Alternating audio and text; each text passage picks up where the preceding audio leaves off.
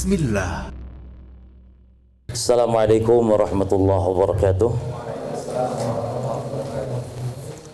Alhamdulillahirabbil alamin. Wassallallahu wasallam wa baraka ala nabiyyina Muhammadin wa ala alihi wa ashabihi wa tabi'in wa man tabi'ahum bi ihsanin ila yaumiddin wa sallama tasliman katsira, amma ba'd. Para ikhwan dan akhwat kaum muslimin wal muslimat yang semoga senantiasa dirahmati, diberkahi oleh Allah Subhanahu wa taala, yang insyaallah semua yang hadir semuanya lajang insyaallah ya, cuma secara umum ya, alhamdulillah. Mengingat singkatnya waktu, kita hanya 1 jam kurang lebih, bahkan itu pun terkurangi dengan sesi soal jawab, maka nanti kita akan dari sisi materi kita akan kaji apa yang sudah dibagi PDF-nya. Insyaallah ada beberapa sesi atau beberapa poin bahasan. Yang paling pertama dulu adalah motivasi kita agar semangat menikah, karena demikian agungnya pernikahan di dalam Islam. Kalau menikah hanya sebatas perkawinan yang merupakan sunatullah, yang semua makhluk Allah termasuk hatta binatang pun adalah dikenal dengan istilah perkawinan, maka kalau Islam menempatkan posisi demikian agungnya ya, di antara keagungan dia adalah merupakan bentuk ketaatan kepada Allah dan Rasul. Sebab menikah diperintah oleh Allah, diperintah oleh Rasulnya, bahkan dicontohkan setiap para nabi dan rasul ya, setiap para nabi dan rasul secara umum menikah semuanya. Allah Ta'ala mengatakan, walaqad arsalna rusulan min qablika wa ja'alna lahum azwajan wa dzurriyyah. Dan sungguh kami telah mengutus para rasul sebelum engkau Muhammad, dan kami jadikan para rasul tersebut mereka memiliki istri, memiliki anak keturunan. Termasuk Nabi Isa sendiri diperselisihkan apa menikah atau tidak ya, ala kulli hal. Berdasarkan ayat ini tertera di dalam surah Ar-Ra'd ayat 38 bahwa pernikahan merupakan sunnah para rasul.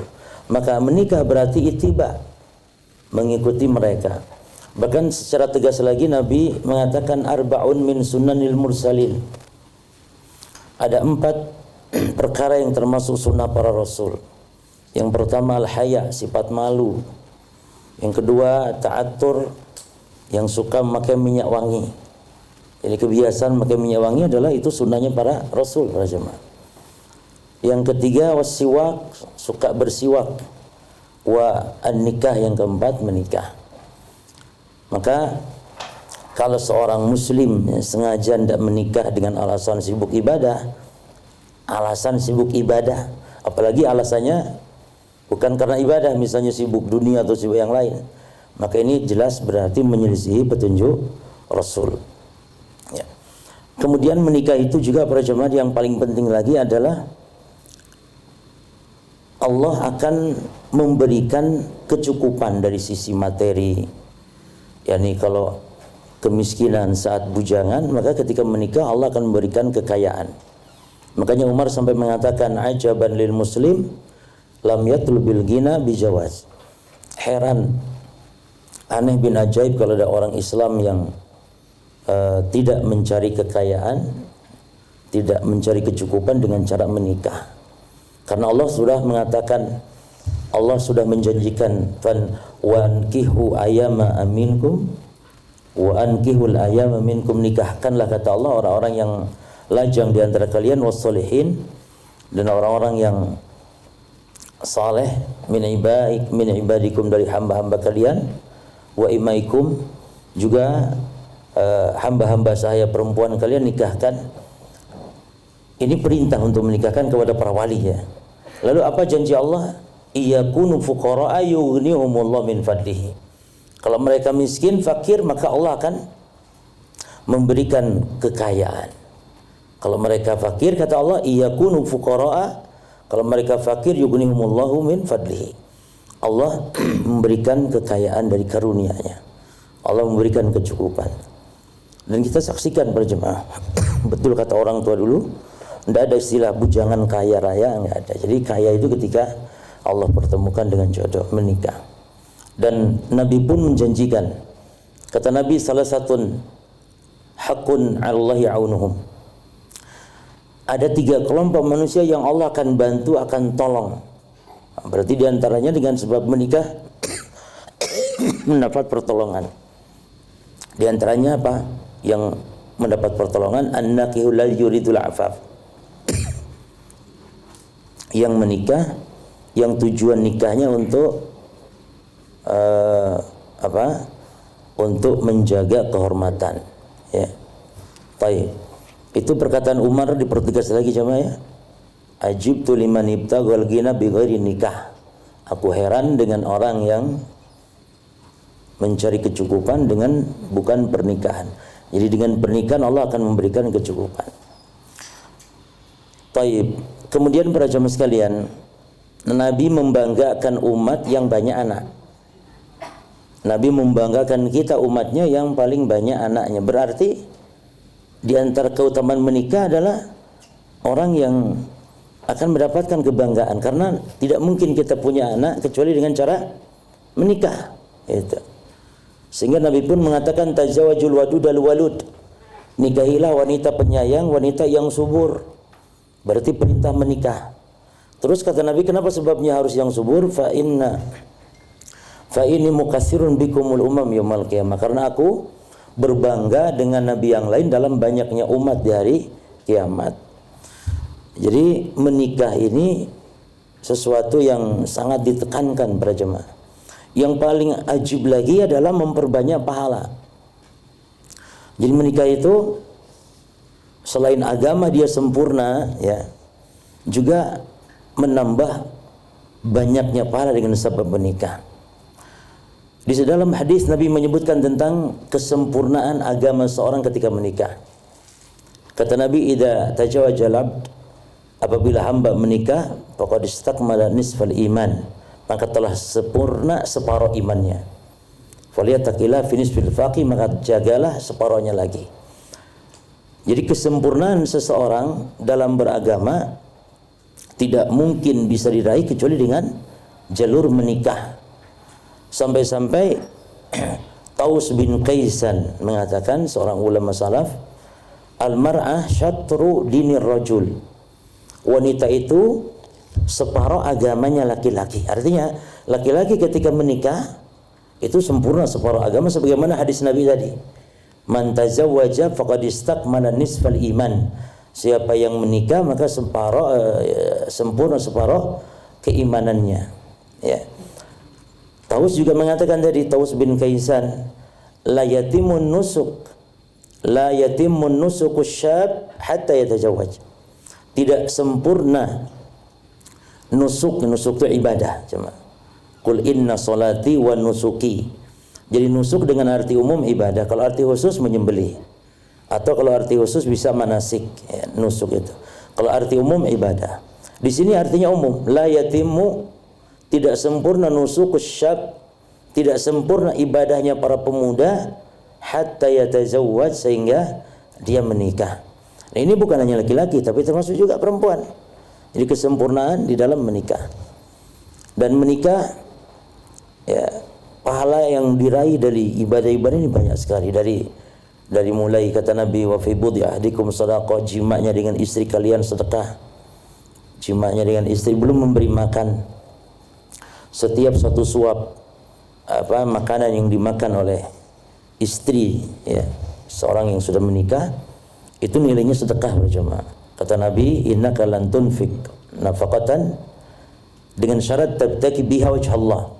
Tidak engkau nafkahkan harta yang kau nafkahkan, belanjakan, ya, asal mengharap wajah Allah, yakni mengharap pahala, maka Allah akan illa ujirta alaiha, kecuali pasti Allah beri pahala. Setiap uang yang kita keluarkan asal berharap wajah Allah pasti diberi pahala. Sampai-sampai kata Nabi, hatta mataj'alu fi fimra'atik, Sampai-sampai apa yang kau suapkan ke dalam atau ke mulut istrimu, ini nilainya sedekah. Makanya di dalam kita berumah tangga nanti semakin banyak ya memberi belanja, memberi makan kepada anak istri, semakin banyak nilai-nilai sedekahnya. Maka kalau istri kita gembul banyak makan, itu justru semakin senang suami sebenarnya, semakin banyak pahala. Jadi jangan bakhil. Istri minta jajan apa, kasih. Jangan diet, jangan kasih, semakin banyak makan. Ya, kalau sehari 3 kali, satu hari 1 piring, berapa suap itu cuma sedekah. Ini ketika bujangan nggak dapat pahala ini. 1 suap sedekah, 1 suap sedekah, 1 suap. Kalau istri makannya sampai 4-5 kali, tambah banyak lagi. Makanya ini targhib, anjuran ya, agar suami itu jangan kikir. Semakin banyak memberi makan kepada istrinya, anaknya, semakin banyak pahala. Demikian pula canda-candaan seorang suami, mesra-mesranya suami kepada istri, itu dinilai ibadah jemaah. Nabi mengatakan sebuah hadis yang luar biasa, ini motivasi kita ya, agar kita ini niatkan ibadah gitu jemaah. Kata Nabi, Allahu fi salasin. Permainan-permainan itu nggak dapat pahala kecuali pada 3 hal. Permainan-permainan nggak dapat pahala kecuali pada 3 hal. Yang pertama, ta'dibu farasika, main kuda. Karena itu ada keterampilan nanti untuk berjihad. Ya. Yang kedua, waram yuka biqausika, permainan berenang, memanah. Ya, karena juga keterampilan untuk keterampilan jihad. Dalam riwayat yang lain ada memang berenang juga. Tapi di dalam hadis ini disebutkan 3. Yang ketiganya apa kata Nabi? Wa mula'abatuka ahlak. Ya. Dan bersenang-senang atau bercanda-canda, bermain-main dengan istrimu. Makanya Rasul itu kalau dengan Aisyah kadang sekedar balap lari gitu cuma, main-main begitu tuh. Ya, Masya Allah. Sekedar balap lari dengan Aisyah. Sahabatnya disuruh, duluan kalian, katanya aku ingin balapan sama Aisyah radhiyallahu anha. Ini menunjukkan apa berjamaah? Permainan-permainan yang sifatnya melalaikan, tapi tidak demikian kalau permainan itu dengan istri kita, bercanda-canda dengan istri. Baik, sudah dibagi bukunya? Ada ya? Baik, coba dibuka di halaman 316, di halaman 16 coba.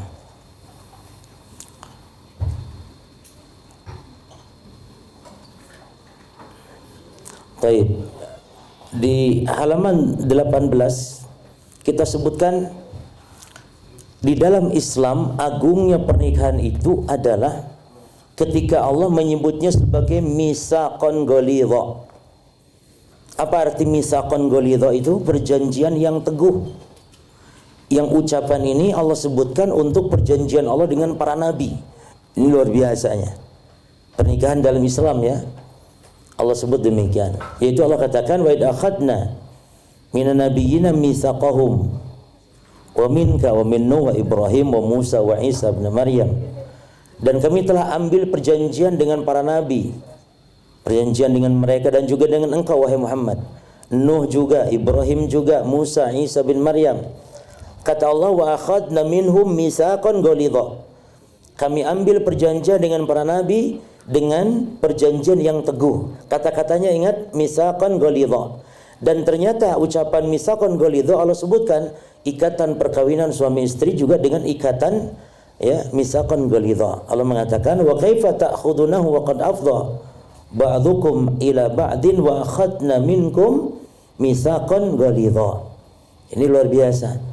Bagaimana kamu mengambil kembali yakni mahar yang sudah diberikan padahal kamu telah bercampur dengan istrimu. Ya. Dan mereka istri itu telah mengambil dari kamu perjanjian yang kuat.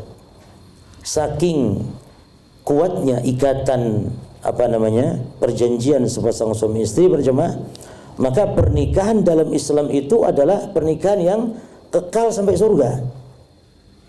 Kalau mungkin dalam agama lain istilah ya sampai mati memisahkan kita, itu biasanya. Ya, ikrar-ikrar dalam agama lain kalau kawin sampai kematian memisahkan kita, itu tidak benar. Tapi pernikahan dalam Islam itu apa? Sampai bersama-sama di surga, enggak ada putusnya. Berarti pernikahan itu abadi selamanya, kekal coba. Enggak terputus. Jadi kematian itu hanya perpisahan sementara saja. Makanya para istri kalau ingin sama suaminya kekal di surga nanti, jangan nikah lagi kalau ditinggal mati oleh suami, ya. Atau usahakan jangan sampai cerai. Jangan sampai cerai, karena perceraian itu yang memisahkan hubungan suami istri. Jadi dua hal yang memisahkan hubungan suami istri. Yang pertama, ketika suami meninggal duluan, istri menikah lagi dengan lelaki lain. Sebab para wanita itu di surga bersama suami yang paling akhir. Atau yang kedua dengan perceraian. Makanya di sini ada sahabat Hudzaifah mengatakan kepada istrinya, in syi'ti an takuni zaujati fil jannah. Lihat di halaman 22. Kalau engkau mau menjadi istriku di surga nanti, fala tazawwaji ba'di. Maka kamu jangan nikah lagi setelah aku mati. Kalau aku mati duluan, kamu jangan nikah lagi, kata Hudzaifah kepada istrinya. Fa innal mar'ata fil jannah li akhir azwajiha fid dunya. Karena seorang wanita itu di surga nanti akan bersama dengan suami yang paling akhir ketika di dunia. Falidzalika haramallahu, oleh karena itu kata Hudzaifah, Allah haramkan ya para istri Nabi untuk menikah lagi. Janda-janda Nabi, ya Ummul Mukminin, ibunda kita, itu dianggap mahram bagi kita umatnya. Ya, yang pertama karena sebagai istri Nabi itu akan menjadi istrinya kelak di surga. Setiap istri Nabi akan menjadi istrinya di surga. Dan yang kedua para jemaah, sebagai bentuk adab bagaimana kita sebagai umat menikahi janda Nabi kita sendiri gitu. Oleh karenanya di dalam Islam pun tidak boleh kita menikahi jandanya bapak kita. Ya, ibu tiri itu mahram abadi selama-lamanya. Semata-mata ijab kabul saja bapak kita dengan seorang perempuan, maka kita dengan perempuan tersebut mahram selama-lamanya. Sebagai bentuk apa ini? Sebagai bentuk menghormati, ya, sebagai bentuk menghormati. Jelas jemaah ya, ini mungkin diantara poin penting tentang urgensi dan agungnya pernikahan. Yang intinya ini adalah ketaatan kepada Allah. Jadi dalam Islam nikah itu ibadah. Taib. Kalau hukum nikah para jemaah kita lewati ya. Hukum nikah ini yang benar, yang rajih, sebagaimana para imam madhab mengatakan, hukum nikah ini ada khilaf ulama, hanya hukum nikah ini sesuai dengan hukum taklifi yang 5. Bisa wajib, bisa sunnah, bisa haram, bisa makruh, ya. Dan ulama beda pendapat tentang asal nikah ini apa hukumnya. Itu. Ada 2 pendapat. Yang pertama, asal nikah ini mustahab, dianjurkan. Yang kedua, tidak. Hukum asal nikah itu ya mubah, boleh saja, kecuali kalau memang dalam rangka untuk ibadah barulah ya mustahab. Berarti kesimpulannya hukum asal nikah dalam mustahab itu dianjurkan, karena kalau niatnya ibadah, setiap kita insya Allah niatnya ibadah. Ya. Baik. Jadi kalau hukum nikah kita lewati pembahasannya. Nah sekarang tahapan menuju pernikahan berjamaah. Yang pertama pacaran ya, pacaran, terus yang kedua tahapan-tahapan yang syar'i. Tahapan nikah pacaran kita katakan kenapa dia tahapan menikah? Karena memang demikian yang berlaku di masyarakat yang dalam tanda kutip masyarakat awam yang jauh dari agama. Ya.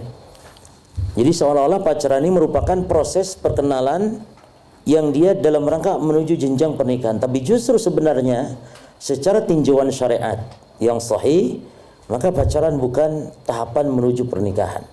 Tapi itu justru adalah keharaman yang harus dijauhi. Walaupun di masyarakat beredar, berlaku. Karena tolak ukur kita beragama bukan apa yang beredar di masyarakat. Ada beberapa keburukan pacaran jemaah. Di antara poinnya di sini pacaran ini jalan menuju zina, jelas. Dan zina itu Allah bukan melarang zina ya. Allah dalam Quran tidak melarang zina, tapi dilarang mendekati zina. Wala taqrabu az-zina. Maknanya apa jemaah? Maknanya berarti sangat keras larangan zina. Bukan berarti zina nggak dilarang, justru sangat dilarang, karena yang dilarang Allah itu jalan-jalan mendekati zina pun diharamkan kita dekati. Di antara jalan mendekati zina adalah dengan pacaran. Ya. Bahkan pacaran tidak afdal kalau tidak, apalagi suka didukung dengan lagu-lagu, ya, nyanyian-nyanyian. Ini di antara sebab kenapa pacaran merajalela, karena didukung dengan nyanyian lagu-lagu. Ada cinta semalam, berarti long time. Ada cinta 1 jam saja, berarti short time itu. Ada lagi judul lagu hamil duluan. Ini mengajari, tidak benar kan itu cuma. Dan demikian lagu dangdut secara umum. Ya, sangat ini sekali gitu, nggak mendidik sekali. Ya, peluk, cium, sehingga masyarakat menjadi terbiasa. Seolah kalau tidak hamil duluan, pacaran kurang gereng gitu namanya. Waliyadzubillah. Justru ini adalah pelanggaran. Ya. Jadi yang dilarang Allah, wala taqrabuz zina. Jangan mendekati zina. Jadi jangankan zinanya, sarana menuju kepada perzinahan itu diharamkan, seperti khalwah berdua-duaan. Dan itu sering terjadi dalam aksi-aksi atau aktivitas pacaran itu jemaah. Kemudian melanggar perintah Allah. Pacaran ini keburukannya, yang Allah memerintahkan menundukkan pandangan. Dalam pacaran justru saling pandang, bahkan ya, dari pandangan kemudian kalam, lalu janjian, lalu terjadi pertemuan. Nah, ini musibahnya. Baik. Yang ketiga, di halaman 29-nya, pacaran juga sering terjadi khalwah, ya. Sebab khalwah ini dilarang. Dan berjamaah tolong diperhatikan, haram itu ada 2. Ada haram yang sifatnya zat, sifat maqasidnya. Ada yang haram itu wasailnya. Contoh khalwah ini haram wasail. Memandang perempuan yang bukan mahram ini haram wasail. Haram zatnya adalah zina. Ikhtilat juga haram wasail. Nah, para ulama membuat kaidah, haram wasail ini dibolehkan ketika ada hajat. Ketika ada hajat, ya, apalagi darurat, ketika ada hajat. Makanya nadhar nanti akan kita bahas, nadhar dibolehkan ketika ada hajat. Ikhtilat juga kalau ada hajat, gimana lagi? Ikhtilatnya, misalnya ya contoh kita ini sekarang ini ikhtilat juga ada hajat, tidak masalah. Atau naik bis, naik pesawat yang memang tidak dipisah itu jemaah. Harus adanya ikhtilat. Maka karena ada hajat sehingga dibolehkan. Ya, tapi tentu tidak bermudah-mudah, hanya saja kaidahnya adalah bahwa haram yang sifatnya wasilah dibolehkan ketika ada hajat. Haram zat boleh kalau darurat. Itu bedanya. Ya.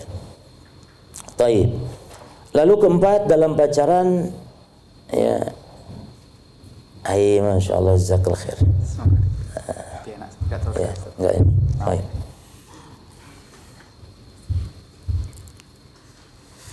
Yang keempat, dalam pacaran tangan pun bisa ikut berzina.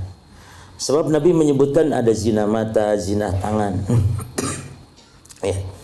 Yang mana nanti semua zina tangan, zina mulut, zina mata, zina anggota tubuh yang lain, yusaddiqu dzalikal farju, akan dibenarkan atau diingkari oleh kemaluan. Ya, ini ada terjadi pada pacaran. Jadi sangat mudarat sekali, dan perkara yang sangat mudarat baik dari sisi dunia ataupun lebih-lebih dari sisi agama. Namun ini dianggap biasa oleh sebagian besar kaum muslimin.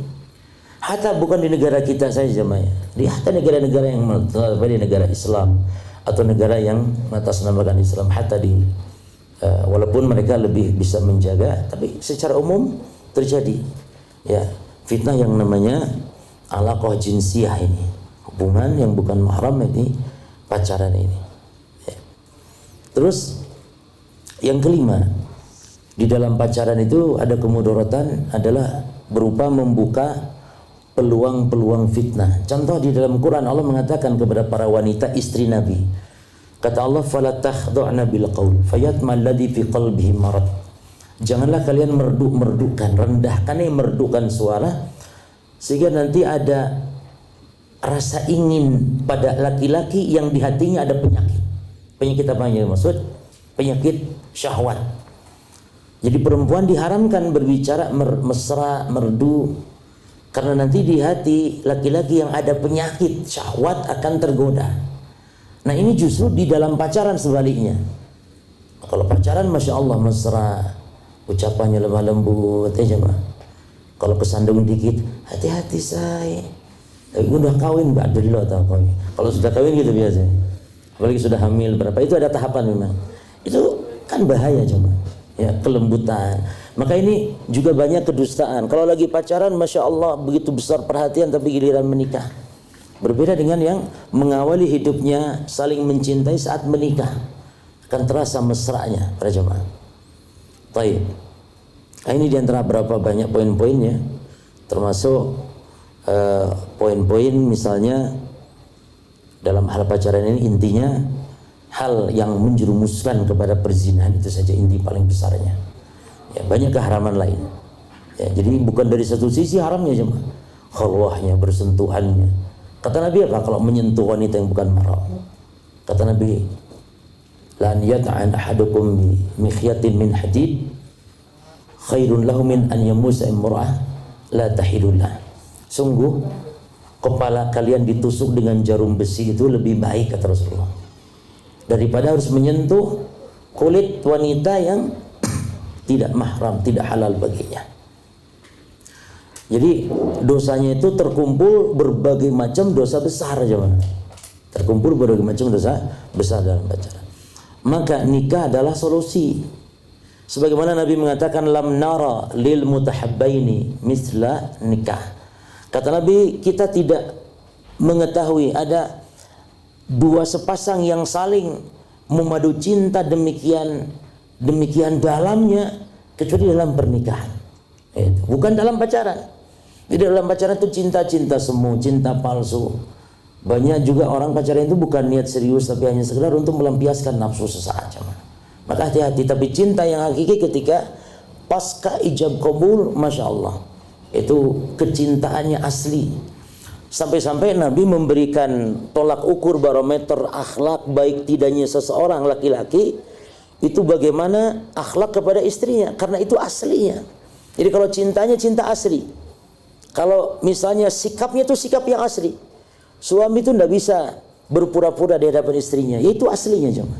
Makanya Nabi mengatakan khairukum li ahlihi wa ana khairukum li ahli.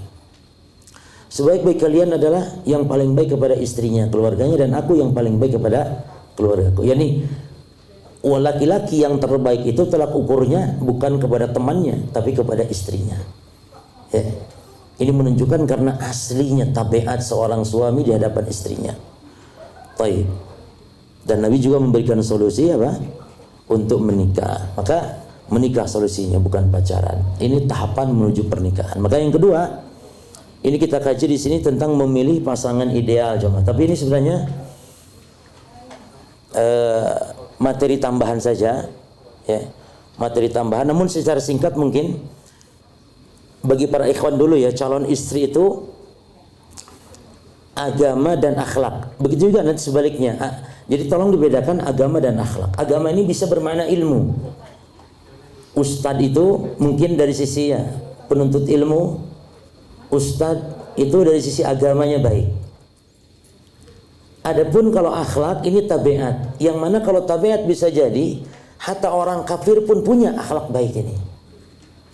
Maka tidak jarang, dan ini bukan berarti kalau gitu Ustadz berarti agama nggak mengajarkan akhlak. Lah, cuma tabiat masalahnya. Ada mungkin orang sifatnya pemarah. Ini akhlaknya berarti buruk ini. Bisa jadi dia hafal Quran 30 juz, bisa jadi.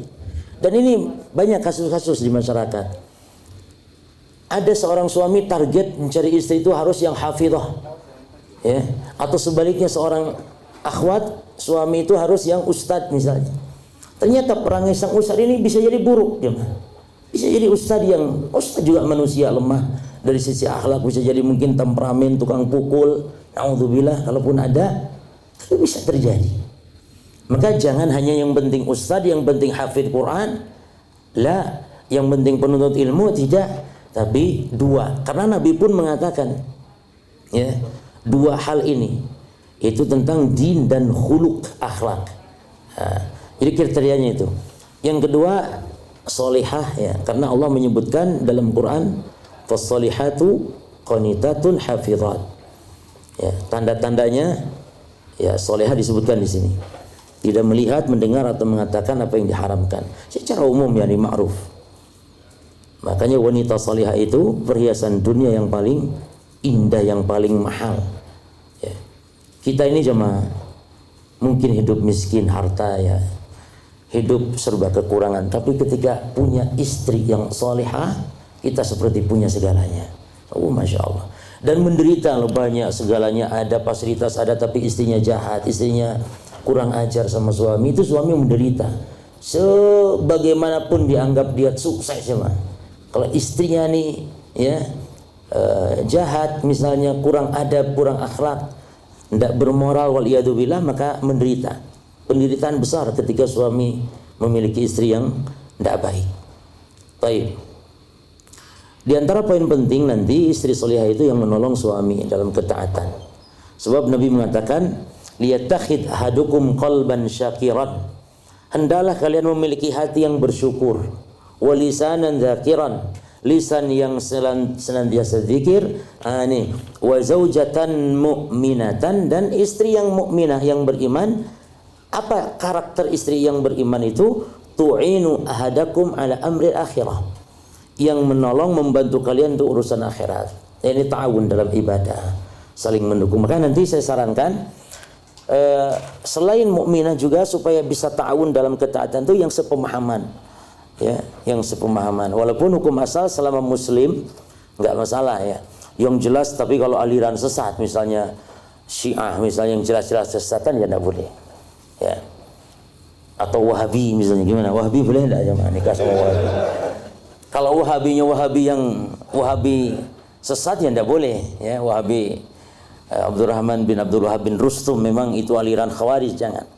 Tapi kalau Wahabi dalam tanda kutip dituduh-tuduhkan saja, maka justru ya kita cari yang Wahabi seperti itu, insyaallah ya karakternya baik insyaallah. Demikian, karena dia ngaji akidah, ngaji tauhid, ngaji juga akhlak adab insyaallah.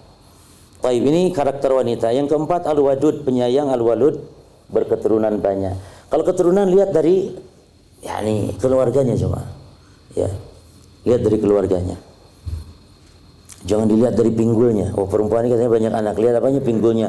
Lah itu enggak ya. Lihat keluarganya. Cukup. Baik. Diutamakan yang gadis, terutama bagi pemudanya yang lajang. Walaupun boleh-boleh saja wong Nabi saja kepada janda ya. Hanya diutamakan. Sebab Nabi demikian perintahkan kepada sahabat. Di antaranya Jabir menikah. Kata Nabi, afala jariyah, kenapa kamu ndak yang gadis? Tula'ibuha wa tula'ibuka. Karena enak. Gadis itu dalam bercanda, bermain, bisa bermain-main gitu ya. Baik. Kemudian usahakan orang yang jauh jemaah. Jadi kekerabatannya jangan terlalu dekat karena ada pengaruh, kata para ulama. Walaupun halal, sepupu itu halal jemaah ya. Sepupu itu bukan mahram kita, itu hati-hati. Halal nikah. Hanya saja biasanya apalagi di kita itu kurang bagusnya dari sisi juga syahwat kita itu kurang jemaah. Kalau ke kerabat yang agak dekat kurang syahwat kita, sehingga akan timbul katanya banyak ya. Jadi diantara ada beberapa kemudaratan. Maka mendahulukan, dan juga kalau mendahulukan yang jauh supaya kita apa ya, ada maslahat yang lain untuk saling mengenal kan itu jemaah. Apalagi kalau ada kemaslahatan dakwah di situ, maka yang jauh, jangan terlalu dekat kerabat. Kecuali ada masalah misalnya supaya nih harta tidak kemana-mana jemaah ya, warisan gitu ya, biar ngumpul dekat, itu baru dibolehkan. Hanya saja tetap usahakan yang jauh.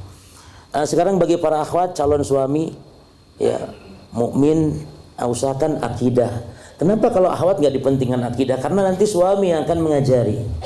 Makanya kalau laki-laki kan boleh nikah sama ahli kitab Yahudi Nasrani sekalipun. Tapi kalau yang akhwat jangankan Yahudi Nasrani, hatta muslim pun harus pilih yang akidahnya kuat. Akidah yang lurus ya. Karena suami itu akan memimpin. Baik. Di antara tanda keimanan seorang laki-laki, perhatikan di antara gambaran yang gampang, idza ra'aitum rajul yata'ahad al-masjid. Kalau kalian lihat laki-laki yang sering bolak-balik ke masjid, rajin sholat jamaah di masjid, fashhadu lahu bil iman. saksikanlah dia dengan iman, dengan keimanan. Nah, jadi di antara para wali-wali tolong cari jodoh itu di antaranya juga cari di masjid. Cari di masjid, yang rajin ke masjid, gitu ya. Jangan yang rajin ke kafe, jangan nyari jodoh di kafe. Ya, musibah. Baik, berakhlak baik, dan agama, akhlak dan agama. Sebab Nabi mengatakan di hadis, ini hadis yang sahih yang diriwayatkan oleh Ashabus Sunan, idza atakum man tardawna khuluquhu wa dinah. Apabila datang kepada kalian laki-laki yang meminang anak perempuanmu yang bagus akhlak dan agama, tuh Nabi pun bedakan antara akhlak dan agama. Maka kata Nabi, wajawijuhu, nikahkan, jangan ditolak. Illa taf'alu, kalau menolak maka takun fitnah fil ard fasadun arid, akan jadi fitnah di muka bumi ini, akan menjadi kerusakan besar. Jadi kalau sudah baik agama dan akhlak, tolak, jangan. Tapi boleh kalau orang misalnya menjadikan kriteria misalnya dari segi harta juga nggak masalah. Nanti kan ada bahasanya insya Allah. Boleh nolak suami atau nolak calon suami atau menolak calon ya yang dengan alasan miskin, boleh. Ya. Tapi jangan menjadikan itu kriteria sehingga menjadi calon-calon mertua yang matre, jemaah. Karena bisa jadi ini kalau ditolak ini orangnya agama. Masalah rizki, jemaah, Allah akan memberikan rizki mudah bagi yang menikah didasari ketakwaan, keimanan, kesolehan. Ya kan, Allah janjikan. Kalaupun mungkin hidup di awal menikah mungkin miskin, Allah janjikan kekayaan. In yakunu fuqara yughnihimullahu min fadli. Kalau fakir Allah akan berikan kekayaan. Baik. Apalagi kalau orang yang soleh, yang taat, ya akan menjaga anak-anak perempuan kita, gitu kan? Akan menjaga. Ya. Baik. Yang penting dia mencintai anak kita. Terus keturunan yang baik, sehat jasmani rohani. Yang keempat, diutamakan bukan dari kerabat dekat, sama utamakan yang sekufu. Nah, yang sekufu ini para jamaah ya secara umum ya. Sekufu dari derajat juga dalam masalah yang paling penting agama kalau sekufu. Tapi sekufu juga dari sisi derajat di dunia ini, hatta mungkin kekayaan, hatta strata pendidikan juga, ya. Supaya apa tujuan sukufu? Agar wanita ini tidak tersia-siakan hidup menderita. Misalnya, mohon maaf jemaah, wanita yang berpendidikan tinggi, ya jemaah, apalagi yang bergelar, yang mungkin sudah kerja di tingkat tinggi, lalu nikah dengan seorang, ya mohon maaf, yang miskin, pengangguran, miskin, kerja masih nyari-nyari, ya. Nah, ini juga harus dipertimbangkan, gitu. Kecuali memiliki tekad kuat. Jadi memang dia bukan pengangguran, tapi memang semangat gitu. Hanya saja dia ada beberapa masalah dalam keluarga, mungkin kurang begitu kemampuan, nggak masalah. Tapi usahakan yang sekufu itu dari sisi, ya, yang paling pokok penting adalah agama, ya. Agama. Baik. Karena kalau urusan harta jemaah, di zaman Nabi sendiri, Nabi banyak menikahkan orang kaya ya dengan yang miskin, nggak masalah, karena harta akan mengikuti. Allah akan menolong orang yang nikah. Yang penting dasarnya kuat. Hanya kalau misalnya mengutamakan yang sekufu, maka itu lebih. Kalau ada, ya kenapa tidak gitu, yang sekufu. Kalau tidak, maka ini boleh, asal utamakan sekufu dalam agama. Kasihan kalau misalnya wanita solehah penuntut ilmu nikah dilamar sama, mohon maaf, mabok, yang baru tobat dari mabok, tatoan, antingan misalnya, kan kasihan kalau itu tidak sekufu seperti itu. Baik. Kemudian mencintai dan menerima calon istrinya apa adanya. Ini diantara kriteria bagi kaum laki-laki. Baik. Berikutnya para jamaah coba dibuka di halaman langsung kepada poin. Waktu saya berapa menit lagi? Gak apa-apa, nanti dibaca-baca saja di rumah ya. Cuman ini tadi saya lihat ada beberapa typo, ya, salah-salah ini. Nanti saya revisi lagi, saya bagi lagi insyaallah ya. Ini hanya ada. Baik. Kita masuk beberapa poin ya. Ta'aruf, nadhar, khitbah, akad. Tadi disingkat apa tadi? Bukan taekwondo ya. Oh, tengkau. Baik. istilah ini jemaah ya, istilah ta'aruf, ada pemahaman yang salah. Jadi ta'aruf juga pacaran gitu, tapi yang serius mau kawin katanya ta'aruf. Jadi bedanya dengan pacaran itu tidak benar sebenarnya. Jadi pembahasan ta'aruf ini memang bagi orang yang tidak pacaran. Kalau orang pacaran tidak perlu ta'aruf lagi karena sudah kenal, sudah diobok-obok lama juga malah. Jadi tidak perlu ta'aruf lagi. Jadi ta'aruf itu bagi yang tidak pacaran, yang orang hidupnya menjalankan syariat. Nah, perlulah tahapan-tahapan ini jemaah. Dan perlu dibimbing gitu. Karena bagaimana ta'aruf yang benar, bagaimana juga nadhar yang benar. Nadhar juga bagi yang tidak pacaran dalam hidupnya, atau yang taubat dari pacaran berhenti selesai. Ya. Ada juga nanti khitbah ya. Baik. Kemudian nanti akad, sampai saya bahas sampai masalah akad ya. Dan ada versi lengkapnya jemaah. Versi lengkapnya nanti insya Allah saya bagi juga versi lengkapnya itu. Bahkan di situ saya bahas khusus, ada bahasan di versi lengkapnya, judulnya pernikahan. Ini tetap judulnya Ikatan Agung Pernikahan, seperti ini bukunya.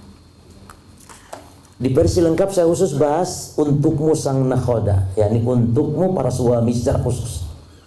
Ya, karena demikian kita yang menjadi beban tanggung jawab besar dalam membina rumah tangga. Jadi saya bahas khusus wasiat bagi para suami saja. Adapun istri secara umum, hak kewajiban suami istri sudah dibahas juga. Adapun di poin ini hanya sampai adab zifaf di sini dibahas. Saya sampai secara singkat sampai kepada adab berbulan madu atau adab malam pengantin, sampai sini ya. Baik, kita ta'aruf dulu jemaah. Ta'aruf itu kalau secara bahasa artinya ya saling berkenalan. Dan ini dilakukan biasanya sebelum khitbah. Tujuannya adalah yang paling penting kan mengenal adab agamanya, akhlak itu sebenarnya. Tapi ada yang lebih-lebih itu juga kita ingin tahu ya, lebih ya secara global dalam urusan-urusan yang lainnya. Baik, hanya saja ada beberapa catatan mungkin yang perlu diperhatikan terkait ta'aruf. Yang pertama, sebelum terjadi akad nikah, ya, kedua calon pasangan, baik laki ataupun wanita, statusnya adalah orang lain. Jangan sampai ada hubungan kemahraman gitu loh. Nanti sudah kadung,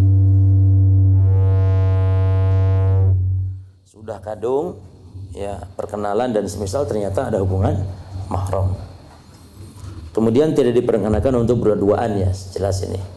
Yang kedua, luruskan niat bahwa kita ta'aruf adalah memang karena ada i'tikad untuk menikah gitu, bukan hanya ingin ya kenalan-kenalan atau ingin menjadi laki-laki yang dawak. Dawak itu hanya mencicip-cicip saja, nador sana nador sini, kenalan sana kenalan sini gitu ya. Baik. Yang ketiga jemaah, menggali data bisa melalui dengan tukar CV atau tukar biodata. Ya. Itu pun bisa melalui tulisannya jemaah. Bisa juga yakni melalui keluarga atau melalui kerabat-kerabatnya atau melalui temannya bisa.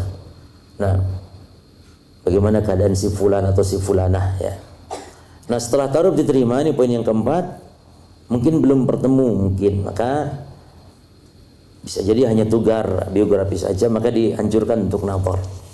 Nadhar ini para jemaah sekalian, ini menunjukkan kebiasaan para sahabat demikian hidupnya, tidak sebebas mereka bergaul dengan wanita.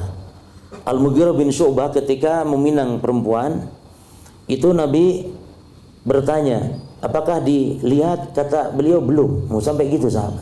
Kata Nabi nggak boleh, jangan. Ya undur ilaiha, lihat. Ya fa innahu ahra'an yu'dhama bainakuma. Karena dengan menadhar itu akan melanggengkan cinta kalian berdua. Jangan sampai ada penyesalan gitu jemaah. Makanya termasuk nanti boleh ketika ta'aruf ditanyakan hal-hal ya, ketika ditanyakan hal yang sifatnya mungkin sensitif ya, punya penyakit berat atau tidak, seperti apa ditanyakan. Tidak masalah. Ya. Jadi nadhar bisa dilakukan dengan cara datang ke rumah ya, sekaligus menghadap langsung, atau nadhar itu boleh juga sembunyi-sembunyi jemaah. Kalau tujuannya untuk menikah boleh ya. Jadi ngintip perempuan kalau untuk nikah boleh. Tapi niatnya antum Allah Maha tahu. Apa ngintip doang betul atau memang betul mau menikahi dia gitu. Baik. Lalu ini dibolehkan memberikan hadiah ketika proses ta'aruf. Supaya untuk saling saling melembutkan jiwa ya. Hadiah ini dibolehkan. Dan nanti boleh juga kalau nggak jadi ya dikembalikan, diterima boleh. Tapi kalau direlakan juga nggak masalah gitu. Ini biasa para jemaah seperti ini. Nah, adapun nadhar, melihat calon pasangan.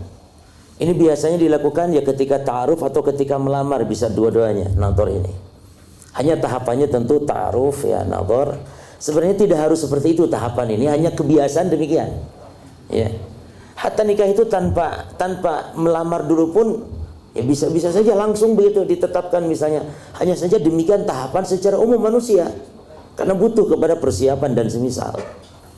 Jadi nadhar itu artinya melihat calon pasangan. Dan ini biasa saat ta'aruf atau saat melamar nanti nadhar itu. Kan kita kalau ta'aruf sudah kenal ya, misalnya biografinya, keadaannya dijelaskan oleh mungkin saudaranya yang teman kita barangkali, tidak masalah.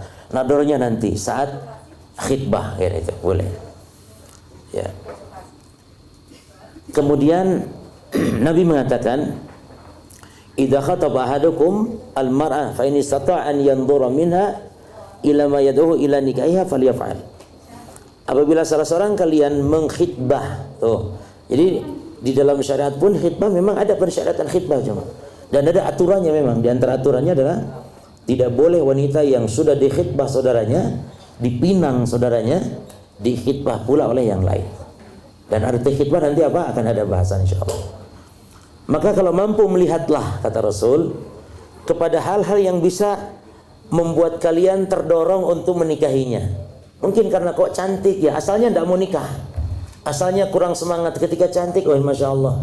Ini yang dari dulu dicari-cari kayak gini. Akhirnya semangat jemaah. Akhwat juga demikian. Demikian pula idza khataba ahadukum imra'atan.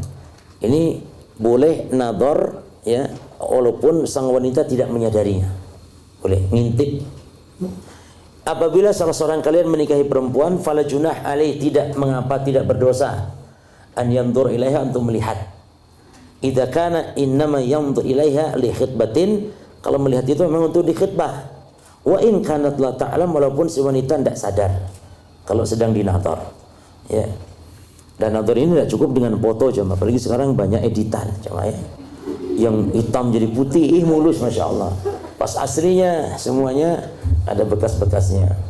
Ya. Jadi jangan sampai hanya melalui foto saja. Baik. Kaidah-kaidah syar'i tentang melihat wanita ini tidak usah. Nah sekarang khutbah cuma.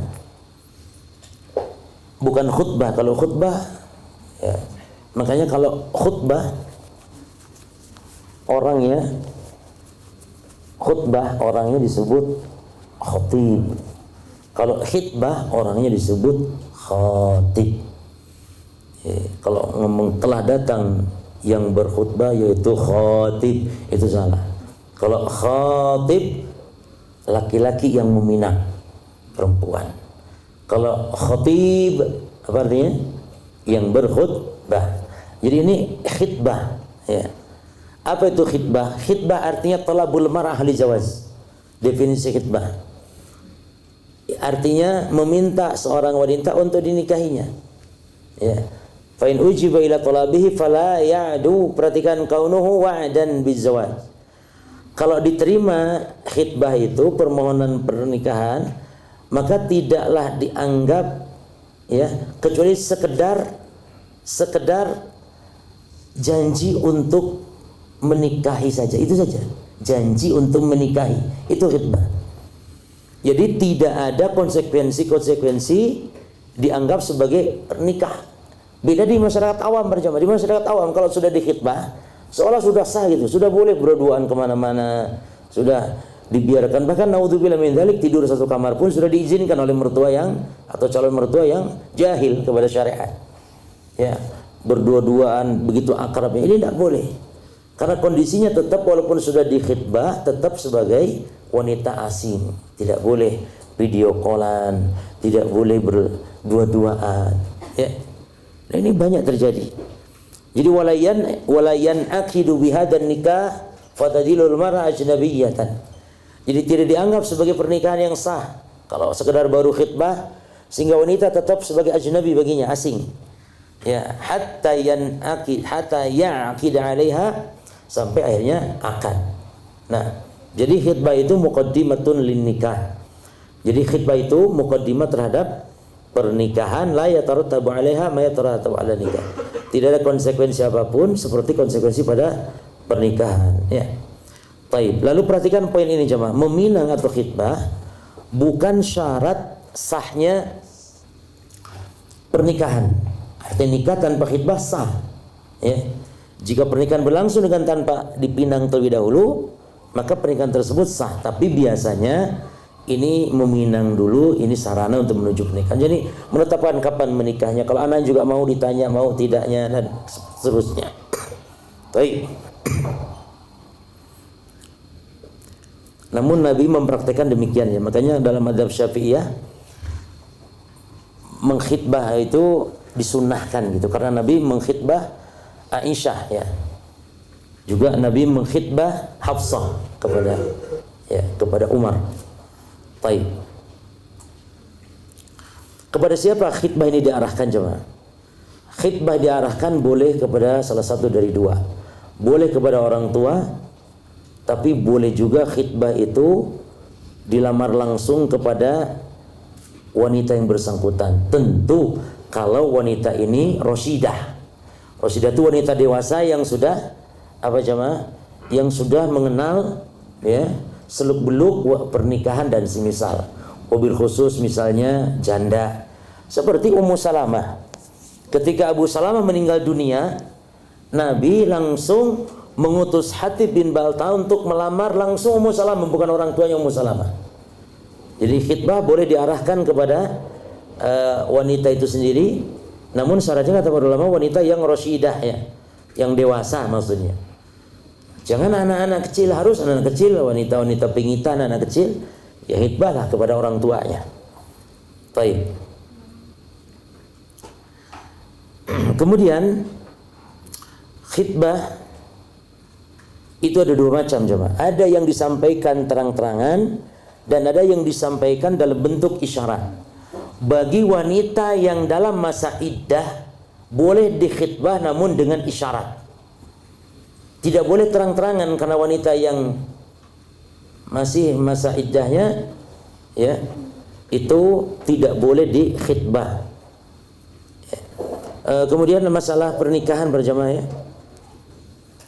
Masalah pernikahan, nah ini kita bahas tentang di sini, coba dibuka di halaman 77 jamaah. Pelaksanaan pernikahan menurut syariat Islam. Ya. Yang menarik di sini dalam Sahih Muslim ada kitabun nikah, ada bab dianjurkan menikah ini di bulan Syawal. Yang orang Arab jahiliyah dulu kalau Syawal dianggap hari sial. Justru kita tidak demikian, justru disunnahkan menikah di bulan Syawal, ya. Pas kebetulan hari raya gitu jemaah. Ya. Baik, ini yang perlu diperhatikan prosesnya jemaah, ya. Akad nikah dulu. Akad ini harus ada izin wali, kemudian kerelaan si wanita, ya, kemudian mahar, kemudian saksi, yang keempat. Inilah yang paling penting yang dilakukan ketika akad, 4 hal ini. Jadi kerelaan si wanita itu juga penting. Yang banyak disalahguna atau yang banyak disalahpahami tentang khutbah nikah para jemaah. Sebenarnya khutbah nikah ketika akad itu bukan ceramah sebenarnya. Itu pendapat yang kuat, ya. Jadi wali ketika mau menikahkan dengan membaca khutbatul hajah. Itu membaca innal hamdalillah nahmaduhu wa nasta'inuhu, seperti itu, membaca 3 ayat. Lalu setelah itu amma ba'du, setelah amma ba'du baru nikahkan. Ya. Jadi bukan khutbah nikah ini maksudnya ceramah, bukan, tapi khutbatul hajah. Ya. Disebutkan di dalam penjelasan dari Syekh Amr bin Abdul Mun'im Salim dijelaskan bahwa tidak dikenal para salaf itu yakni ceramah-ceramah yang ditekankan harus dilakukan sebelum akad nikah gitu. Tapi bukan berarti kita melarang kalau ketika ada walimah, orang banyak hadir di saat momen yang sangat baik untuk disampaikan tausiah, enggak masalah. Tapi jangan sampai dianggap ketika mau akad nikah harus ada khutbah seperti itu. Jadi khutbah yang dimaksud khutbatul hajah maksudnya. Membaca apa tadi? Ada lafaznya di sini. Jadi innal hamdalillah terus berapa 3 ayat lalu ucapkan amma ba'du lanjutkan dengan akad nikah. Baik. Nanti silakan dibaca ya tentang mengumumkan pernikahan kemudian kemungkaran-kemungkaran pada pesta pernikahan. Nah, walimah jemaah. Walimah itu usahakan kita jangan ikut-ikutan orang-orang umum ya. Pasang-pasang amplop dan semisal. Jadi kita nih walimah itu semampunya kita hajat. Walaupun tidak harus dengan kambing, dengan apa, yang penting makanan ala kadar secukupnya, makan-makan. Diundang orang-orang soleh, diundang orang-orang miskin makan. Kalau bisa afdolnya enggak usah ngasih, enggak usah kita nerima amplop sebaiknya. Kita nabung, kita para jamaah insya Allah berkah. Tapi kalau mau bantu, murni membantu dianjurkan. Karena Nabi pun ada yang ketika nikah dengan Sofiyah, ada yang bantu ngasih tepung, ngasih ini. Tapi bantu, betul-betul bantu, bukan ingin dibalas nanti ketika ini. Kita kan main balas-balas aja. Bahkan dicatat, ini sekarang berapa nih ngasihnya, nanti balasnya harus sekian juga. Ini musibah. Sehingga dilihat amplopnya. Makanya kalau yang diundang rata-rata yang diundang orang yang kaya. Karena orang kaya itu apa jemaah? Ngasih amplop besar tapi makan sate cuma 2 tusuk. Karena orang kaya sudah biasa makan enak. Tapi orang miskin jemaah ngasih amplop 10.000, satenya 20 tusuk. Artinya kayaknya rugi gitu kalau mengundang orang-orang miskin. Padahal haram walimah seperti ini. Disebutkan di sini nanti adab dalam masalah memenuhi undangan. Baik. Insyaallah demikian para jemaah ya. Ini waktunya juga habis. Kewajiban memenuhi undangan. Baik. Ada poin-poin penting mungkin nanti yang silakan dibaca. Insyaallah kita lanjut dengan sesi soal jawab ya. Berapa menit? Silakan nih. 15 menit Ustaz untuk kemudian sesi tanya jawab. Baik, ada yang mau bertanya lebih dulu silakan. Kita manfaatkan sesi tanya jawab ini untuk melengkapi pengetahuan kita terkait dengan apa yang sudah disampaikan oleh Ustaz Abu Razi. Monggo. Ayo, ada? Dari Evan, silakan. Oke, monggo. Silakan perkenalan dulu nama dari mana? Langsung pertanyaan juga. Silakan. Assalamualaikum Ustaz. Saya Pasur dari Bantul. Dari Bantul. Ya. Malang Selatan. Ustaz. Malang Selatan. Insyaallah. Fadol ya. Siapa namanya ini? Bantul. Fatur. Nah, Fadol lah Fatur.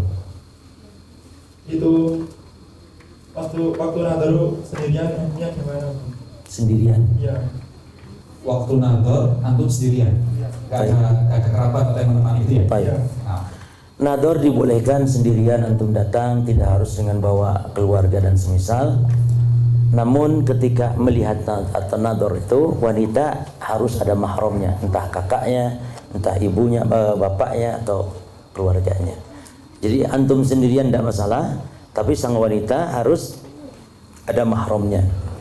Ya, mungkin di rumahnya atau di tempat lain, yang penting wanita harus ada mahramnya. Jelas ya? Terima kasih Ustaz. Oke, next question. Siapa yang mau tanya? Silakan. Oke, betul.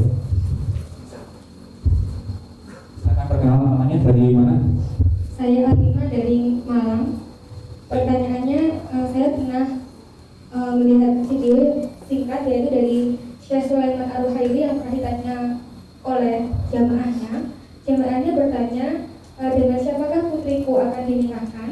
Kemudian Syekh Sulaiman Al-Ruhaili menjawab, kepada seorang yang takut kepada Allah. Pertanyaannya, bagaimana caranya kita mengetahui seseorang itu takut kepada Allah, Ustaz? Baik. Ya, itu definisi dari seorang yang alim, ya, yang tanya orang yang takut kepada Allah. Innama yakhshallaha min ibadihi al-ulama. Sesungguhnya orang yang takut kepada Allah hanyalah para ulama. Dan ini orang yang alim, orang yang beragama, itu salah satu kriteria dari calon suami atau calon istri. Jadi secara umum saja, sebagaimana kriteria tadi sudah kita sebutkan ya. Hanya saja untuk mengetahuinya, ya tentu kita sudah tahu yang soleh itu yang seperti ini, seperti itu. Cuman si fulan atau si fulana ini soleh tidaknya, maka bagaimana kita tahunya? Nah ini melalui kerabatnya, keluarganya, atau melalui teman dekatnya. Yang paling bagus mungkin teman dekatnya bisa kita mintai tolong, yang mungkin dia siqah, bisa kita percaya ya. Bagaimana mungkin laki-laki, bagaimana jaga sholatnya, bagaimana tentang agamanya mobil khusus ya secara umum. Demikian mungkin. Barakallahu fikum. Nah, barakallahu fikum. Pertanyaan selanjutnya silakan. Ada? Berapa? Belum ada pertanyaan lagi Ustaz. Masya Allah Ustaz. Apa sudah siap-siap ingin langsung eksekusi gitu ya? Baik, ada pertanyaan kira-kira? Baik, Ana sampaikan satu hal. Materi. Wanita itu dibolehkan juga untuk menawarkan diri ya. Jadi itu walaupun di sebagian adat di negara kita wabil khusus termasuk aib, tapi dibenarkan oleh syariat. Jadi menawarkan diri kepada laki-laki yang dianggap laki-laki ini soleh. Sebagaimana datang kepada Nabi wanita menawarkan diri. Kalau kepada yang bersuami bagaimana? Ya Nabi itu kan juga bersuami, beristri. Jadi jangan dianggap pelakor wanita seperti itu. Jadi jangan dianggap pelakor, ini boleh.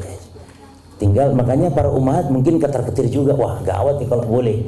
Ya tinggal doakan saja semoga suami ini kuat gitu ya. Semoga suami saya ini kuat ya Allah mendapat godaan. Ya memang bahaya gitu. Tapi boleh menawarkan diri. Walaupun afdal tentu orang tuanya ya, tapi boleh menawarkan diri seperti itu. Nah, barakallahu. Oke, ada pertanyaan lagi? Muhammad? Di buku ini ada juga ya bahasan itu. Ya. Mungkin sambil menunggu pertanyaan Ustaz. Nah, kita belum membahas tentang contoh-contoh kemungkaran yang lazim dijumpai terkait dengan ta'aruf. Baik, barakallahu fikum. Ya. Kemungkaran dan pengumbaran dalam ta'aruf ya, berarti yang menyelisih syariat tadi. Yang pertama, ta'aruf dianggap sebagai pacaran yang islami. Ya, pacaran islami. Artinya dia sama dengan pacaran, hanya saja serius katanya untuk menikahinya. Ini salah, kemungkaran pertama. Kemungkaran kedua, ta'aruf ya dengan cara-cara khalwah gitu. Ya, kenalan ya, langsung ya, kemudian berdua ketemuan misalnya, ini termasuk bentuk ta'aruf yang tidak dibenarkan oleh syariat. Kemudian juga ta'aruf di antara kemungkarannya adalah yang banyak terjadi, wabil khusus di zaman kita sekarang, adalah ta'aruf dengan langsung dia saling tukar foto gitu, langsung seperti itu. Maka ini juga banyak kemudaratan, langsung tukar nomor, langsung chattingan langsung secara japrian pribadi. Maka ini kurang baik para jemaah. Tapi harus ada yang menengahinya ya. Ya mediatornya seperti itu supaya aman dari fitnah gitu. Demikian mungkin di antara faktor. Jadi beberapa bentuk kemungkaran yang lazim terjadi di sekitar kita itu yang mulai dari pacaran yang menganggapnya kemasannya islami gitu, sama sekali tidak ada pacaran islami gitu. Kemudian ta'aruf dengan berdua-duaan, follower, kemudian tidak adanya chatting gitu. Akhirnya langsung, jadi dia tidak bertemu secara fisik gitu, tapi langsung via chat, telepon dan sebagainya. Nah, wanita dibolehkan menchat laki-laki yang bukan, ini boleh saja, misalnya untuk bertanya kepada seorang alim, bertanya minta fatwa, dibolehkan. Itu pun tidak sebebas gitu. Artinya ketika hal yang jangan sampai juga harus pakai adab ya, jangan sampai bercanda-canda. Nanya kepada ustadz misalnya, ustadz apa hukum ini, lalu jazakallah ya ustadz, lalu kita dikasih kembang, dikasih bunga, kita suka gemeter juga ya Pak, kalau ini akhwat ini ngasih kembang apa maksudnya gitu ya. Cukup jazakallah khairan, selesai gitu. Nah, barakallahu Jadi fikum. Pak Akhwat juga harus menahan diri gitu ya, jangan sampai si video bunga gitu kan. Takutnya sangat langkah nih depannya. Pasti ustadz salah. Oke, ada pertanyaan nggak kira-kira? Oke, silakan. Tadi apa Mas? Ya, juga. Oh, di belakang ya. Monggo Pak, silakan ke Pak. Minta tolong nih. Sebutkan nama dan dari mana? Assalamualaikum Ustaz, saya Helvi dari Malang. Izin bertanya, kita dari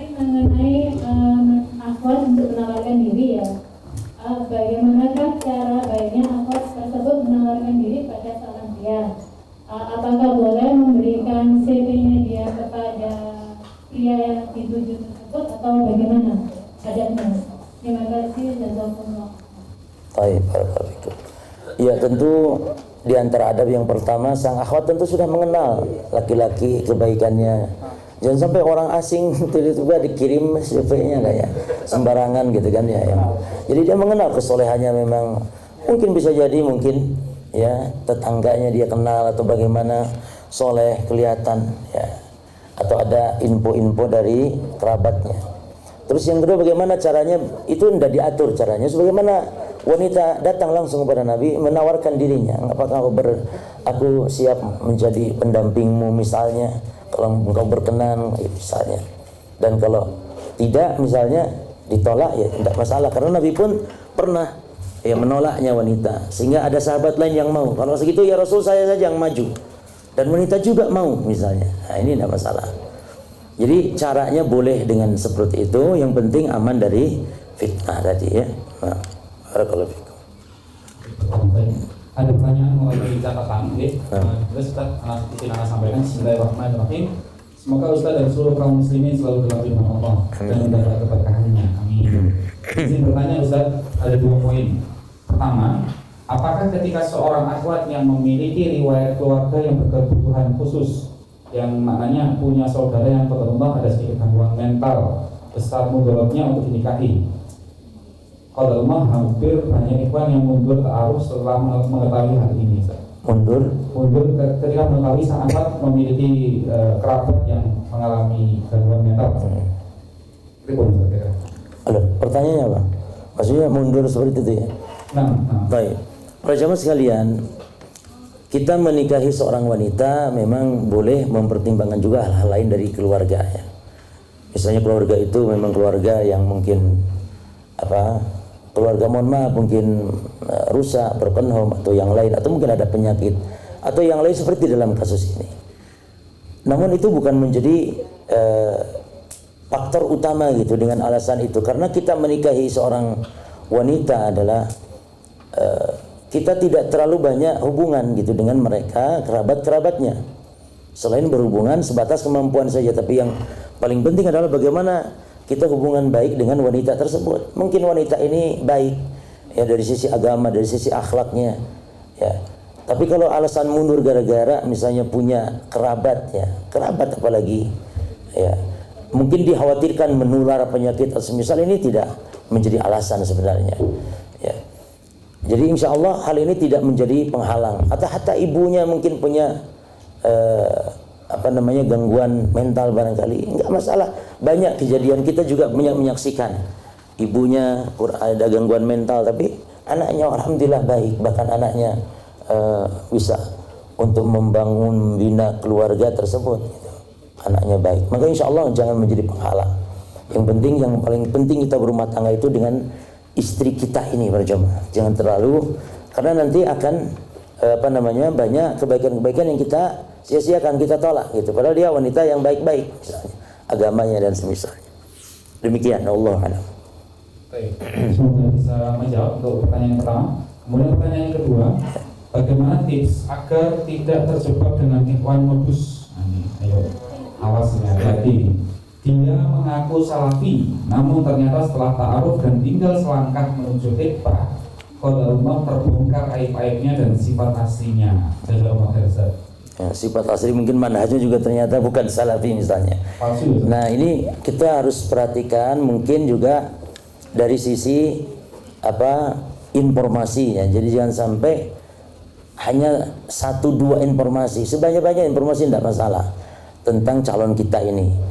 Ya, dari teman-temannya, dari orang-orang yang kita percayai tentunya jemaah, atau dari kerabatnya yang kita percayai. Karena bisa jadi kerabatnya membela juga, bisa jadi. Ini tidak masalah hal seperti ini. Jadi boleh ya dengan cari informasi kepada yang lain, dan ini bukan termasuk tajasus, ini mencari-cari kesalahan bukan, tapi dalam rangka untuk kehati-hatian, dalam rangka kita untuk mencari calon pendamping. Ini dibolehkan. Insyaallah sama senantiasa memohon semoga ditunjukkan. Bisa jadi kan kalau di ujung gini kan Allah menunjukkan aibnya supaya nggak lanjut gitu. Nah, ditunjukkan aib-aibnya. Betul. Baik, ini bagus. Barangkali memang nggak ingin langsung menyampaikan gitu. Maksudnya mungkin bisa jadi tidak ingin dikenal langsung. Boleh pertanyaannya via tulisan, masih ada waktu. Yuk. Anak tunggu pertanyaannya via tulisan via teks. Ya mungkin lebih rahasia juga boleh Nah, kalau lewat boleh, tulisan ya. boleh. Silakan nanti anonim aja, oke? Sambil menunggu teman-teman mengajukan pertanyaan, saya duluan yang tanya sebagai tanya. Ustaz, kalau misalnya nih Ustaz, terkait dengan salah satu kriteria bahwasanya kita harus melihat dari sisi kriteria agama dan akhlak. Akhlaknya terkait tabiat, Ustaz, terkait karakter gitu. Kadang anak pribadi juga punya karakter yang bisa jadi memang harus diperbaiki. Itu bisa jadi juga seseorang itu punya karakter atau tabiat yang memang saking kentalnya, saking kuatnya, seolah-olah itu memang kayak hampir tidak bisa berubah. Nah itu pandangan seperti itu benar nggak sih Ustaz? Atau sebenarnya kita tuh harus punya harapan bahwa kita bisa berubah jadi lebih baik. Nah, mana Ustaz? Jadi untuk masalah karakter ya, terkadang kita secara umum sulit mendeteksi, walaupun bisa saja kita mengetahui beberapa karakter dari orang-orang dekatnya. Cuman secara umum kalau karakter memang sulit, minimal dari agama kita bisa melihat. Jadi minimal agama, ada dasar agama sehingga karakter nanti bisa dipelajari. Sebab Nabi pun mengatakan kalau karakter ini bisa dipelajari. Sebagaimana kata Nabi, al-ilmu bitta'allum wal hilmu bittahallum. Yang namanya ilmu dipelajari, demikian pula karakter, al-hilm, kelemah lembutan, ya itu juga dipelajari. Artinya orang yang akhlak baik itu ada yang memang sudah tabiat ya dari sejak kecilnya, atau walaupun orang kafir. Kan kita lihat ada orang kafir yang ramah, sopan, senyum, lembut, ya masya Allah, tolong menolongnya kuat, kafir padahal. Tapi ada muslim mungkin sebaliknya, gitu jangan tabiatnya keras dan semisal. Nah ini yang memang bersyukur kalau muslim sudah bertabiat dari sejak kecil baik. Cuman kalaupun tidak, karena kita dituntut oleh agama kita untuk berakhlak baik, ya karena kita dituntut untuk berakhlak baik pada manusia, maka nanti akan bisa sambil berjalan kita pelajari. Karena cuma kalau kita ingin menikah atau berumah tangga dengan orang yang betul-betul sempurna, jadi dari akhlaknya betul-betul masya Allah, akhlak yang karimah, tentu ini pun kan tidak semudah itu para jemaah. Mesti ada kekurangan dari istri atau suami masing-masing. Ada yang mungkin soleh agama, mungkin masya Allah perhatian, cuman mungkin agak sedikit pemarah misalnya. Nah, ini kita sabar, kita berubah pelan-pelan, kita saling ta'awun dalam perubahannya. Atau mungkin baik, lemah lembut tutur katanya, tapi bakhilnya na'udzubillah. Misalnya kita juga pelan-pelan ya dipelajari, karena bakhil ini karakter yang buruk juga. Tapi lemah lembut masya Allah, masya Allah. Tapi bakhil, ada yang murah senyum tapi bakhil. Maka akhlak baik itu kriterianya 3 jemaah. Al-Imam Abdullah bin Mubarak yang disebut akhlak baik kepada manusia ya, bukan kepada Allah, kepada manusia. Akhlak baik itu karakternya 3. Yang pertama badlun nada, mencurahkan bantuan. Ya, mencurahkan bantuan, kebaikan, memberi. Jelas jemaah ya? Menolong. Ini jelas. Yang kedua nggak cukup ini. Yang kedua kaful ada, menolak gangguan. Ada orang suka memberi tapi juga suka nyakiti jemaah. Ya kan itu. Rajin memberinya, suka nyakiti tapi ya Allah nendaono aku kayak gini serah. Nendaono aku, nyakiti, ganggu. Ya, nyelekit kalau ngomong. Nah, yang kedua, ini juga tidak cukup. Sudah badlun nada, sudah kaful ada, menahan, menolak, menahan, mengganggu. Yang ketiga apa? Talaqatul wajah, yakni cerah wajah, murah senyum. Ada orang rajin memberi tapi senyumnya kurang, sehingga tetap kayak sadis saja. Ini juga kurang akhlak. Jadi 3 ini, nah ini dipelajari. 3 ini kita rubah kalau kita belum punya yang 3 ini. Ya, demikian. Barakallahu fikum. Ada pertanyaan? Siap. Alhamdulillah. Pertanyaan. Mensuruh. Ada 2 pertanyaan. Ada lagi tadi Ikhwan pertanyaan. Oh ya. Siap. Terus dianjurkan ya bagi para ummahat khususnya juga para ikhwan, konsultasikan terkait calon kita ini dengan guru-guru kita, dengan ustadz kita, dengan ustadzah ya. Karena demikian Fatimah binti Qais, di sini juga ada kisahnya. Fatimah binti Qais itu mengadu kepada Rasulullah tentang Muawiyah yang melamarnya, Muawiyah Abu Jaham. Lalu Nabi arahkan, oh kalau Abu Jaham jangan. Dia laki-laki yang tidak lepas tongkat dari pundaknya. Ini ada 2 makna kata ulama. Yang pertama, Abu Jaham itu tukang pukul perempuan, tabiatnya. Jangan kata Rasulullah. Yang kedua, maknanya bukan tukang pukul, tapi Abu Jahal ini suka naruh tongkat di pundak, yakni suka safar. Terus safar sehingga nanti kamu sering ditinggal-tinggal sama suamimu. Jangan Abu Jahal. Ini berarti boleh jemaah menolak ya, menolak calon seperti ini boleh. Makanya diskusikan. Apalagi ada forum seperti ini, alhamdulillah gitu ya. Yang kedua, Muawiyah. Kalau Muawiyah gimana ya Rasul? Kata Nabi, kalau Muawiyah fa sa'luk. Muawiyah itu miskin. Jangan, Muawiyah miskin. Jadi Nabi melarang Fatimah menerima lamaran Muawiyah gara-gara Muawiyahnya apa? Miskin. Maka boleh juga kita. Maka antum kalau ditolak akhwat gara-gara miskin, antum jangan sedih ya. Biasa saja, cari akhwat yang lain banyak. Ya, jangan apalagi sampai putus asa, sampai aduh nangis lah ya, akhwat nangis. Kenapa ditolak akhwat gara-gara miskin? Lah, ya, banyak yang lain akhwat yang lalu Nabi arahkan nikah kepada Usama bin Zaid. Usama bin Zaid sebenarnya tidak mau karena hitam, tidak mau. Fatimah binti Qais itu jamaah ningrat, wanita ningrat Arab Quraisy. Nabi nikahkan dengan Usama yang anaknya budak. Nah ini masalah sekufu tadi, anjuran saja. Ya abdolnya sekufu jamaah. Kalau kita nih satu pendidikan enak kan, ngomong nyambung itu jamaah. Coba bayangkan strata 1 kawin sama tukang nyangkul anak petani desa, ngomong nggak nyambung. Tapi masalah boleh saja kalau memang ada kebaikan-kebaikan di situ. Sebagaimana Rasul menikahkan Fatimah binti Qais dengan siapa? Usama bin Zaid. Aslinya tidak mau katanya, cuma nurut Rasul.